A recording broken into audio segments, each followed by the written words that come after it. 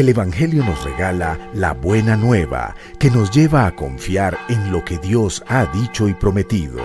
Nos indica que en Jesucristo somos salvos y tenemos la vida eterna.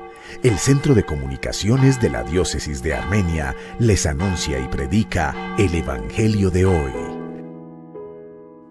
Lunes 14 de septiembre. De la primera carta de San Pablo a los Corintios. Hermanos, al recomendarles esto, no puedo aprobar que sus reuniones causen más daño que provecho. En primer lugar, he oído que cuando se reúne su iglesia, se dividen en bandos, y en parte lo creo, porque hasta partidos tiene que haber entre ustedes para que se vea quiénes resisten la prueba.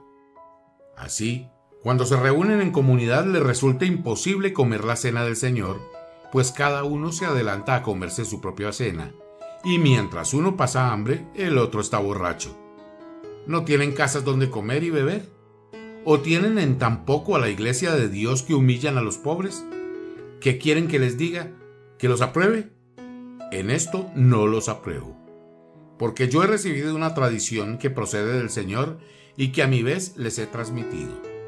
Que el Señor Jesús, en la noche en que iban a entregarlo, tomó pan y pronunciando la acción de gracias lo partió y dijo: Esto es mi cuerpo que se entrega por ustedes. Hagan esto en memoria mía. Lo mismo hizo con el cáliz, después de cenar, diciendo: Este cáliz es la nueva alianza sellada con mi sangre. Hagan esto cada vez que lo beban en memoria mía. Por eso, cada vez que comen de ese pan y beben del cáliz, proclaman la muerte del Señor hasta que vuelva. Así que, hermanos míos, cuando se reúnen para comer, espérense unos a otros. Palabra de Dios. Te alabamos, Señor.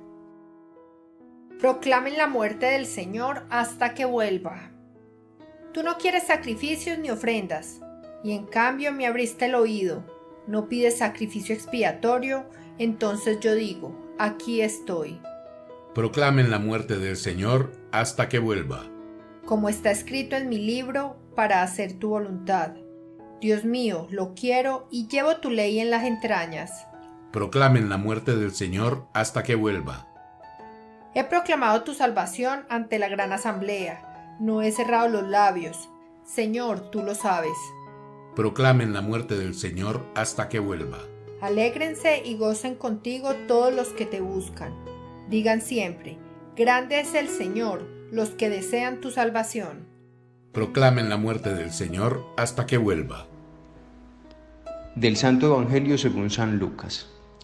En aquel tiempo, una vez concluidas todas estas palabras al pueblo, entró Jesús en Cafarnaún. Se encontraba enfermo y a punto de morir un siervo de un centurión, muy querido de éste. Habiendo oído hablar de Jesús, le envió unos ancianos de los judíos para rogarle que viniera y salvara a su siervo. Estos, llegando ante Jesús, le suplicaban insistentemente diciendo: merece que se lo concedas, porque ama a nuestro pueblo, y él mismo nos ha edificado la sinagoga. Iba Jesús con ellos, y estando ya no lejos de la casa, envió el centurión a unos amigos a decirle: Señor, no te molestes, porque no soy digno de que entres bajo mi techo. Por eso ni siquiera me consideré digno de salir a tu encuentro. Mándalo de palabra y quede sano mi criado. Porque también yo, que soy un subalterno, tengo soldados a mis órdenes, y digo a este: vete y va, y a otro: ven y viene, y a mi siervo: haz esto y lo hace. Al oír esto, Jesús quedó admirado de él, y volviéndose dijo a la muchedumbre que le seguía: os digo que ni en Israel he encontrado una fe tan grande. Cuando los enviados volvieron a la casa, hallaron al siervo sano. Palabra del Señor. Gloria a ti, Señor Jesús. Queridos hermanos, pues iniciamos nuestra semana con un evangelio que nos invita a orar insistentemente. El evangelio de este lunes es tomado del evangelista Lucas y es la curación del siervo de un centurión. ¿Qué es lo que está sucediendo? Jesús se encuentra en Cafarnaún, una región que es, aunque con una presencia judía, es una región pagana.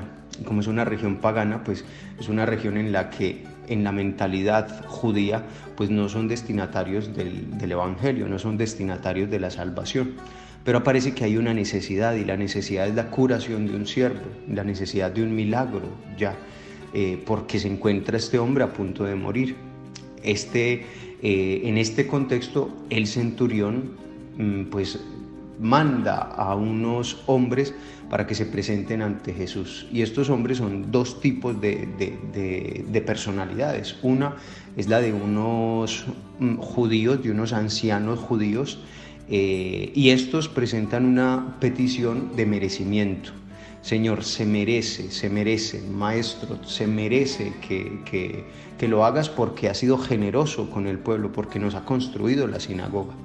Y ahí encontramos una motivación pues muy utilitarista, y Jesús lo permite, accede, y luego de camino pues envía a otros amigos suyos, dice el texto, con una petición mucho más sensata, y es la petición que expresa la fe. Finalmente acontece este milagro, pero es motivado no por los ancianos únicamente, no por los amigos exclusivamente, sino motivado por la fe de este centurión. Pues me parece que la invitación de este evangelio no es otra que a la de perseverar en la oración y en los diferentes tipos de oración que nos propone la Iglesia. El Catecismo de la Iglesia Católica nos habla de ello, los diferentes tipos de oración, la oración de intercesión, como la encontramos en este texto, la oración de súplica, la oración de alabanza, la adoración como un tipo también de oración. Pues qué bueno que nosotros al iniciar la semana pues busquemos nuestros momentos de oración, esos momentos de encuentro con Dios, para presentarle esas necesidades de que se revele y que haga sus milagros en nuestra vida, que nos permita dar perdón, como nos lo decía el domingo ayer el Evangelio. Para muchos el perdón puede ser un milagro porque no somos capaces de perdonar.